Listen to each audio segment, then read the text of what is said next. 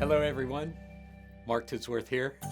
Welcome to this introduction to the Great ReEvaluation, Centering Church in the Way of Jesus. This is a learning experience, a course if you will, for churches and their leaders who want to maximize the transformation and growth opportunities embedded in our right now. I will share more about the course itself at the end of this video. Now, without further delay, let's introduce the Great ReEvaluation with two observations about the seismic shifts in our world. First, the Great ReEvaluation is underway. We sense it, we feel it. The intuitive types among us are keenly aware the currents in our culture are changing course. The logical, analytical types among us are observing the fact that significant change is occurring. Now there's even research indicating major change in church life is underway. Here is one change indicator from the larger world around us. After observing the major shifts in vocational life due to the volatility in our world, Dr. Anthony Klotz, an organizational psychologist at Texas A&M, is credited with coining the phrase, the Great Resignation. I love how he captures what's happening in the workplace with this new phrase, and here's how he describes this. From organizational research, we know that when human beings come into contact with death and illness in their lives, it causes them to take a step back and ask existential questions, like, what gives me purpose and happiness in life?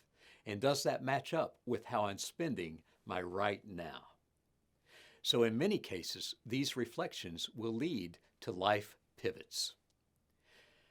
Existential questions, like what gives me purpose and happiness in life? And does that match up with how I'm spending my right now? Rhythms and routines at work are shifting. Working in person or remotely?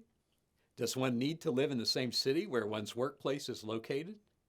These are new questions and considerations in our work lives. Others in the workplace are reevaluating their particular vocations. People are questioning how they want to spend their right now. Who knows what tomorrow may bring? So, do I continue to serve as a teacher, as an attorney? Do I continue to work in insurance sales? What's my vocational calling look like now, given the shifts in our lives? Ask any workplace recruiter, and they will tell you that people are clearly reevaluating their vocational lives.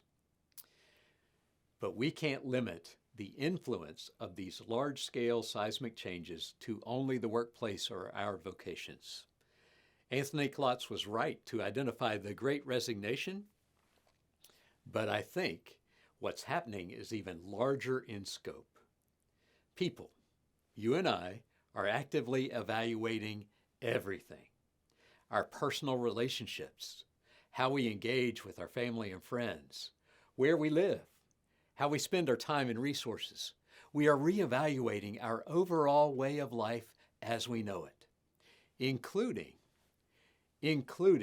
our relationships with our faith and with our churches. The Great ReEvaluation includes significant reflection on how we will engage our faith and our churches from here onward. Research on church trends confirms what we at Pinnacle are observing in churches. Very few have as many people participating in in-person worship as they did before the pandemic. According to one large-scale survey done by the Hartford Institute on Religious Research, the volunteer base in churches is half of what it was before the pandemic. Half as many people are volunteering to serve through their churches compared to before the pandemic. It appears as if those persons in churches who were nearly dones pre-pandemic became dones during the pandemic. It also appears as if those who are participating out of a sense of duty or obligation or traditionalism, their motivations were broken during the pandemic and they are not returning. When we stop and think about it, doesn't reevaluation of our faith lives make sense? During the time when people are reevaluating everything in their lives, Christian people naturally reevaluate their faith and their relationships with their churches. People are asking themselves what it means to be a Christ follower and how and if they are going to relate to their churches given the seismic shifts in their lives. Everything around us is changing, and the Great ReEvaluation is underway. This brings us to the second observation. This reevaluation is excellent timing for God's church. I'm recalling what it was like working with churches in pre-pandemic times, which seems so long ago now. Let me remind us all of what church life was like in the recent past. We at Pinnacle regularly received requests from churches looking for how to revitalize their congregations. They observed their downward trajectory in terms of energy, vitality, participation, and they were appropriately concerned, looking for help. Then, when we responded with processes for moving into adaptive change, many churches pulled back. Some were ready to move boldly ahead, making the shifts necessary to respond to the modern to postmodern shifts that were already underway long before the pandemic arrived. Many others, though, were only interested in small incremental shifts, not convinced that more was needed. Their paradigms and forms for being church were working well enough, they believed, oftentimes just barely well enough, convincing themselves that a few tweaks to their paradigms would restore their vitality. So, before we romanticize pre-pandemic church life, let's remember what was happening. Christianity in North America was sliding down a precipitous slope toward irrelevance, and churches were scrambling for how to respond. I'm pretty sure we don't want to return to that, lest we find ourselves snapping back to the exact same predicament we were in pre-pandemic, as if nothing has happened. It turns out then that this pandemic, along with all the other volatility in our society, is perfect timing for church as we have known it. These large-scale shifts and seismic changes make it very clear to so many more of us that churches must adapt. This is like that transition period during the Protestant Reformation. The Christians of that age recognized things will never be the same, seizing the adaptive moment and moving forward with courageous faith.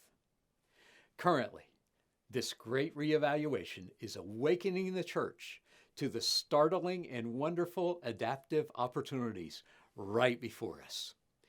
Yes, the great reevaluation is underway. Prefer it or not, like it or not, that train has left the station. We don't have a choice about that. What we do have a choice over is what we will do with this most excellent window of opportunity. We, as God's church, are presented with a prime opportunity to clarify our calling and move ahead with vigor and vitality into the future to which God calls us. When we have the eyes to see this wide open window, we find our hearts burning within us, ready to join God's movement toward bringing the kingdom to earth as it is in heaven. So how do we start? How do we begin moving forward to engage this exciting window of opportunity?